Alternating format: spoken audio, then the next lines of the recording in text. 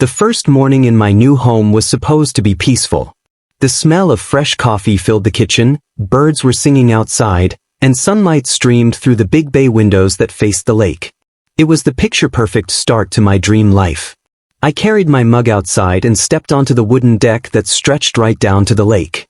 The water was calm, reflecting the early morning sky in a sheet of glassy blue. This was why I'd bought the place, quiet, serene, and miles away from the chaos of the city. I closed my eyes and just listened to the waves lapping gently against the dock. For the first time in years, I felt like I could breathe. Then I heard it. Gravel crunching. I turned around and froze. A convoy of dark SUVs was rolling into my driveway, 3, 4, 5 of them, kicking up dust as they parked in a neat, military-like row. The doors opened in perfect unison. Out stepped a group of people, men and women, all in matching polo shirts with clipboards in hand. And in the middle of them, like a general leading an army, came a tall man in a pressed black suit and mirrored sunglasses. He didn't smile. He didn't say hello. He just marched straight toward me like he owned the place. "You must be the new owner," he said, stopping a few feet away. His voice had that clipped, official tone, the kind that doesn't leave room for argument. I nodded slowly, gripping my coffee mug. "Yeah, who are you?" He pulled out a business card and handed it to me with a little too much force. "Daniel Mercer, HOA president." I didn't know much about HOAs.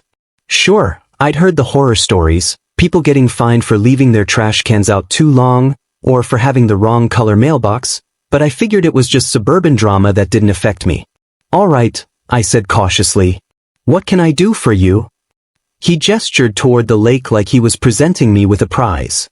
"This lake is community property," he said. "As per our association's regulations, you need to sign over your usage rights so we can maintain control and upkeep." I blinked at him. "Excuse me? The lake is on my deed. I bought it along with the property." His lips curled into a smile that didn't reach his eyes. "Oh, we've seen your deed. But under HOA guidelines, all water features fall under our jurisdiction. You'll need to sign these documents agreeing to our rules, including annual dock fees, boat registration, quiet hours, and a no-night fishing policy." He handed me a thick stack of papers, each one stamped with the HOA logo. I didn't take them. "I just moved here," I said, my voice sharp. "And you think you can just walk onto my property and tell me what I can do with my own lake?" "You can refuse," he said, shrugging like it didn't matter.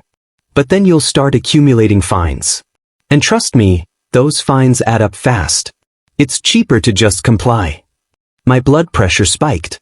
I could feel my hands tightening around the coffee mug. Without another word, I turned around, walked back up the deck, and slammed the door in his face. For a long moment, I just stood there, heart pounding, staring at the papers he'd left on my porch. "If you think I just rolled over and let them take my lake, you're dead wrong. This is where things get intense, so stick around, because the fight that came next shocked the entire neighborhood." That night, I sat at the kitchen table under the glow of a single lamp, flipping through the documents. Annual fees, $1,500. Dock fees, $500.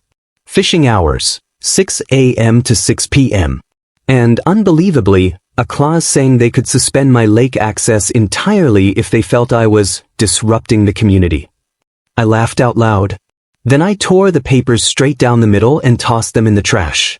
But as I stood there, staring out the window at the moonlit lake, I couldn't shake the feeling that this wasn't over.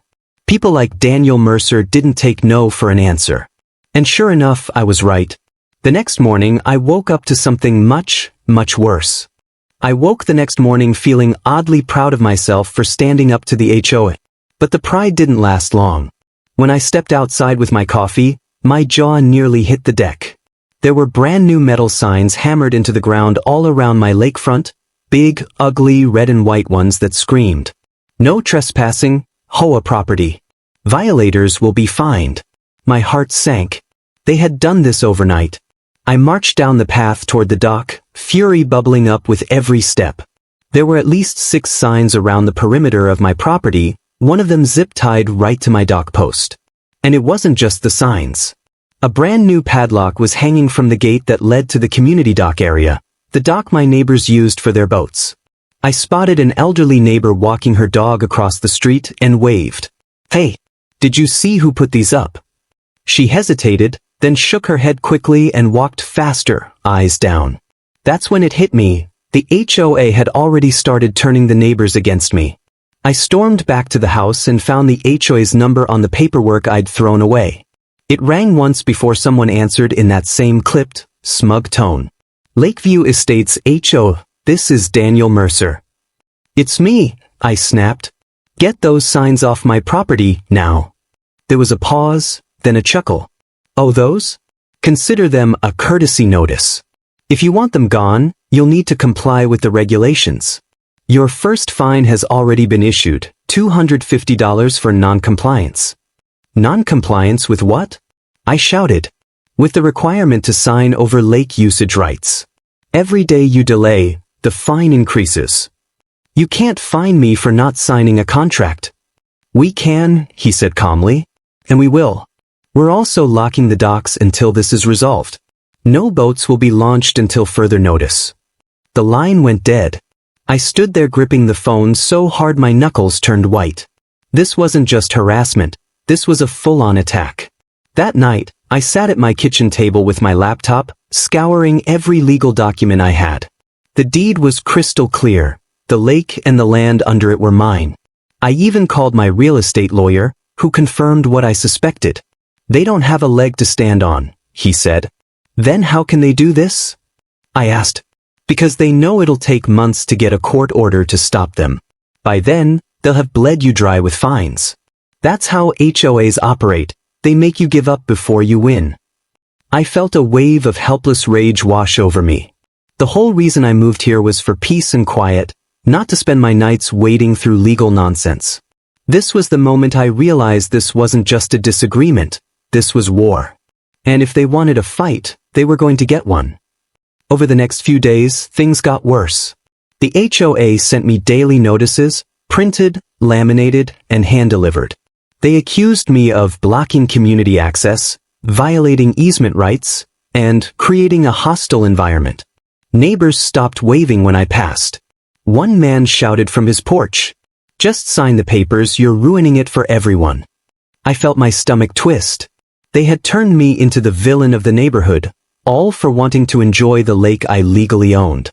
But then one evening, while digging through county records online, I found something that made my heart race. A 30-year-old easement agreement. It listed the HOA's right to access community docks, but in tiny, faded print at the bottom was a clause I almost missed. Easement term, 30 years. Renewal required by mutual agreement of both parties. I checked the date. The agreement expired in just 6 weeks.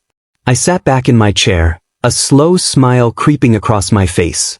If they didn't get my signature before then, their dock access would legally vanish, and there was nothing they could do to stop it. For the first time since moving in, I felt the power shift. "This isn't over," I muttered to myself. "But it's about to get very, very interesting." The discovery of that expiring easement changed everything.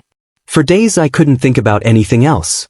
Every time I saw one of those HOA signs on my lawn or the padlocked dock gate, I pictured Daniel Mercer's smug face, and imagined the look he'd have when he realized I had been holding the cards all along. But if I was going to win, I had to play this carefully. One wrong move and they'd rush to renew the contract before the expiration date.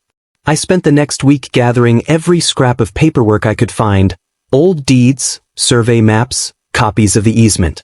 I drove to the county recorder's office, dug through dusty file cabinets, and made sure there were no loopholes. By the end of it, I had a neat little folder that proved, beyond a shadow of a doubt, that the docks and the lake were mine to control after the agreement expired. Now I just had to wait for the right moment to strike. But the HOA didn't make it easy. On the morning of the neighborhood yard sale, I stepped outside to find a bright orange final notice taped to my door. Failure to comply will result in legal action and daily fines increased to $500. I crumpled the notice in my fist. Enough was enough. I put on my boots, grabbed my folder of documents, and marched down to the community center, the place where the HOA held its board meetings every Saturday morning. When I walked in, the room went silent. Dozens of residents were sitting in metal folding chairs, coffee cups in hand, watching as Daniel Mercer stood at the front, clipboard in hand, lecturing about community standards. When he saw me, his eyebrows shot up. "Well, well," he said, that smug smile spreading across his face. "The rebel homeowner has arrived." I ignored the chuckles from a few board members and walked straight up to the front of the room. "I'm here to settle this," I said, dropping the folder onto the table with a loud smack. Daniel leaned back, amused. "Unless you've brought a signed compliance form, there's nothing to discuss." "Oh, there's something to discuss," I shot back. "In fact, I think the whole neighborhood will want to hear this." I flipped open the folder and pulled out the easement agreement. "This," I said, holding it up for the room to see, "is the 30-year easement that gives your HOA access to the community docks." Daniel frowned. "Yes, and it expires," I said, cutting him off, "in 6 weeks. If you want to keep using those docks, you'll need my signature on a new agreement." The room erupted in murmurs. Neighbors exchanged shocked glances. Daniel's smugness faltered for the first time since I'd met him. "That's irrelevant," he stammered. "The lake is community property." "No," I said firmly. "The lake is mine. I have the deed right here. And if you keep harassing me, I'll let that easement expire, and then the HOA won't have any legal right to step foot on those docks ever again." And let me tell you, what I did next made half the room cheer and left the HOA president red in the face. This is where the story really takes a turn. I slid a second paper across the table, a letter from my lawyer. It stated in no uncertain terms that the HOA was in violation of my property rights by locking the docks and posting signs. "You have until the easement expiration date to remove every single sign and stop issuing fines," I said. "If you don't, I'll not only refuse to renew the agreement, I'll file a lawsuit for harassment and damages." For a moment, there was silence. Then one of the neighbors in the back spoke up. "Wait, so if the HOA loses the docks, we can't launch our boats at all?" "That's right," I said. "Because Daniel here would rather bully me than negotiate in good faith." Now the murmurs turned angry, but they weren't directed at me. They were directed at him. Daniel's face turned crimson. "This is extortion," he shouted. "No," I said calmly. "This is me protecting what's mine." I gathered my folder and turned to leave, but not before adding one last line. "You know how to reach me if you want to talk like adults. But the clock is ticking." As I walked out of the room, I could feel every eye following me, and for the first time since this whole mess started, I wasn't the villain. The HOA meeting was supposed to intimidate me. Instead, it lit a fire under the entire neighborhood. By the next morning, word had spread about the expiring easement. I couldn't go outside without a neighbor approaching me, not to yell this time, but to ask questions. "Is it true?" one man whispered as I checked my mailbox. "They really lose dock access if you don't sign?" "Yes," I said. "But it doesn't have to be that way. All they have to do is stop harassing me and renegotiate fairly." By the look in his eyes, I knew he believed me. But Daniel Mercer wasn't ready to surrender. That same afternoon, a fresh letter arrived, hand-delivered by 2 board members who didn't even make eye contact as they left it on my porch. I tore it open and felt my blood boil. Effective immediately, the HOA is doubling all fines and will pursue legal injunctions to prevent interference with community property. Failure to pay fines may result in a lien on your property. I laughed out loud. They were bluffing, and now they were desperate. If you think I was going to back down now, you don't know me. This was the moment I decided to hit them where it hurt the most, and trust me, what came next was pure chaos. That evening, I walked down to the dock with my toolbox. Neighbors peeked out from behind curtains as I got to work replacing the old rusty locks with heavy-duty ones. When I was done, I posted a brand new sign on the gate. "Private property, access restricted until easement renewal." The next morning, chaos erupted. I woke to shouting outside. Daniel and 3 board members were standing at the dock gate, tugging at the chain and rattling it like they could break it open. "What do you think you're doing?" Daniel shouted when he saw me approaching. "Exercising my property rights," I said calmly. You've got 5 weeks left on your agreement. After that, this dock belongs to me. This dock belongs to the community, he barked. Then pay for it like a community, I shot back. Behind him, I saw neighbors gathering, some siding with him, others silently watching, clearly enjoying the show. You can't just shut people out, one woman yelled. I'm not shutting anyone out, I said, raising my voice so everyone could hear. I'm asking the HOA to stop harassing me and renegotiate in good faith. But instead, they keep threatening me with illegal fines. The murmurs grew louder. Daniel's face turned red. Remove this lock, he ordered, or we will remove it for you. Go ahead, I said, pulling out my phone. I'd love to have video evidence of HOA trespassing on private property. It'll make my lawsuit even easier. For a moment, no one moved. Then, slowly, Daniel lowered his hand and stepped back. This isn't over, he growled. Good, I said. Neither is the clock. You're running out of time. I turned and walked back to my house, heart pounding, but this time, it wasn't from fear. That night, I sat on my deck and watched the sunset paint the lake gold. The HOA had tried to break me, but now they were the ones scrambling. The next few weeks were a standoff. Every time I left the house, I saw board members pacing near the dock, taking pictures, writing notes.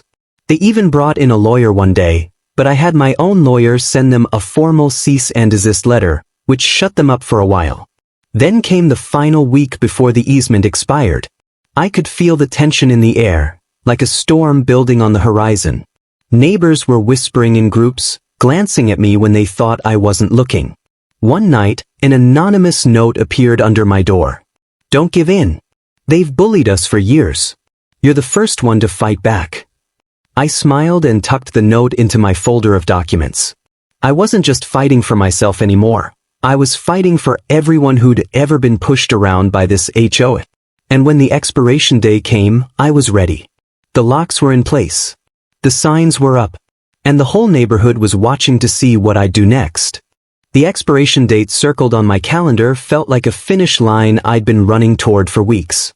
Every day leading up to it, the HOA tried something new, letters, emails, even a threat to suspend my neighborhood privileges. I ignored all of it. I had a plan. On the final evening, the air felt electric. The whole neighborhood seemed to be holding its breath. I sat on the deck, sipping coffee, staring at the lake as the sun dipped below the tree line. At 8 p.m. I saw them. Daniel Mercer and the entire HOA board marched toward the community center carrying clipboards and briefcases. The parking lot filled with cars, a full emergency meeting. I decided to attend. When I walked in, every chair was filled. Neighbors stood along the walls, whispering. Daniel stood at the front of the room, looking exhausted but still defiant. As you all know, he began, the lake access agreement is set to expire at midnight. We have reached out to the homeowner repeatedly, but he refuses to cooperate. Unless we act now, all dock access will be lost. A murmur of frustration rippled through the crowd. I stepped forward. You've had weeks to resolve this, I said, my voice carrying across the room.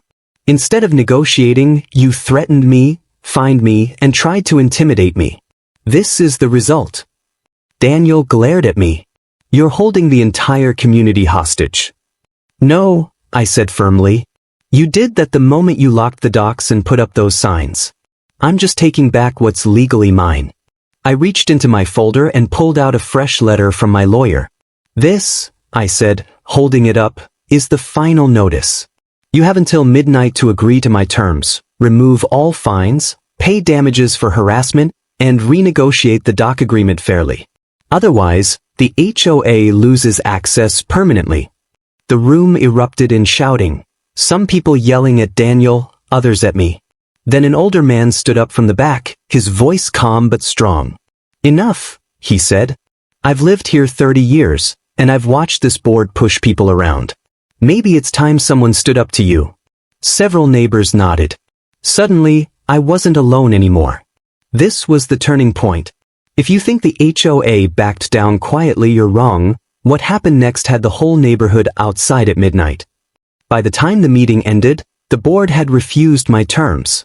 So I went home, grabbed my flashlight, my toolbox, and a thick chain, and waited. At 11:55 p.m., I walked down to the dock. A handful of neighbors followed quietly, standing back but watching. The lake was perfectly still, the moon reflecting off its surface. The only sound was the crunch of my boots on the gravel. When I reached the gate, I pulled out the key, unlocked the temporary padlock, and replaced it with a heavy-duty chain and a brand-new lock. Clink. The sound echoed across the water like a gunshot. I posted one final sign on the gate. Easement expired, dock access revoked, trespassers will be prosecuted. At exactly midnight, I snapped the lock shut. Neighbors gasped quietly behind me. One of them whispered, "You really did it." I turned and nodded. I told them the clock was ticking. Right then, headlights appeared at the end of the road. Daniel Mercer's SUV came screeching up to the dock. He jumped out, furious, shouting, "Open this gate right now." "It's midnight," I said, checking my watch. "The agreement is over. The dock is mine." "This is illegal," he shouted, rattling the chain. "No," I said calmly, pulling out my phone and hitting record. "This is property law. You lost." More neighbors came out of their houses, drawn by the shouting. Soon half the neighborhood was gathered by the water, watching as Daniel fumed and finally stormed off, slamming his car door so hard it echoed through the night. I stood there for a long moment, just listening to the quiet lapping of the water against the posts. For the first time since moving in, I felt completely at peace. But I knew it wasn't over, not yet. Daniel wasn't the kind of man to admit defeat easily. Still, as I walked back to my house under the moonlight, I couldn't help but smile. Because now, for the first time, I wasn't the one on the defensive. The morning after the midnight lockout felt different. For the first time since moving in, I woke up without that knot of anxiety in my stomach. I brewed my coffee, walked to the deck, and just listened to the lake, calm, quiet, and mine. But I knew it wasn't over. By noon, the HOA had already sent out a mass email accusing me of illegally seizing community property. I ignored it, because by then, half the neighborhood had already seen the midnight confrontation for themselves, and many of them were starting to take my side. The turning point came 2 days later, when the local news van rolled into the neighborhood. Someone had tipped them off. Okay, maybe it was me. A young reporter knocked on my door, microphone in hand. "Sir, we're here about the Lakeview Estates HOA situation," she said. "Would you like to comment?" I smiled. "Oh, I'd love to." We filmed the interview right on my dock. I showed them the deed, the easement agreement, and the stack of threatening letters the HOA had sent me. Within 24 hours, the story was on the evening news. Homeowner shuts down HOA docks after harassment dispute. The neighborhood group chat exploded. Suddenly, people who had been avoiding me for weeks were stopping by to thank me. "My husband and I got fined for having a bird bath," one woman said. "They told me my garden wasn't HOA approved," another neighbor grumbled. "I've wanted to quit this HOA for years, but no one ever stood up to them." By the end of the week, an emergency HOA meeting was called, this time open to all residents. I showed up early and sat in the front row. The atmosphere in the room was tense, almost electric. Daniel Mercer sat at the head of the table, looking like he hadn't slept in days. "We are here," he said tightly, "to discuss the dock situation." Before he could continue, a man from the back stood up. "Enough, Daniel. This is your fault. You've been bullying people for years and now you've cost us our lake access." Several others spoke up, voices rising. Someone shouted, "Pay the man and be done with it." Daniel tried to calm the room, but it was no use. The tide had turned. Finally, one of the board members cleared her throat. "On behalf of the HOA," she said carefully, "we're prepared to meet your terms." I leaned back in my chair, letting the silence stretch. Then I pulled out a document I had prepared the night before. "These are my conditions," I said. Number 1, every single fine and violation notice against me is void. Number 2, the HOA issues a written apology for harassment. Number 3, dock access can be renewed, but at 5 times the previous fee, with half of that money going to maintenance and half going directly to me as rent. Gasps rippled through the room. Daniel slammed his fist on the table. This is extortion. No, I said, my voice calm. This is business. You want my property? You pay for it. The board huddled together in a tense, whispered conversation. Finally, the woman nodded. We accept. Daniel looked like he wanted to explode, but he had no choice. And just like that, the power shifted completely. The HOA president who tried to bully me into submission had to sign my deal in front of the entire neighborhood. I handed over the contract, and Daniel, red-faced and shaking with anger, signed it. When it was done, I stood, tucked the papers back into my folder, and looked around the room. This didn't have to happen, I said. But maybe now things will finally change around here. The neighbors actually applauded. Several people stood and clapped. For the first time, Daniel didn't say a word. He just sat there, glaring at the table. That evening, I unlocked the dock gate for the first time in weeks. The whole neighborhood seemed to come out at once. Families carrying fishing poles, kids running down the pier, boats being launched into the water. As the sun set over the lake, someone handed me a cold drink and said, "You saved this place." I stood at the edge of the dock, watching the last rays of sunlight turn the water gold.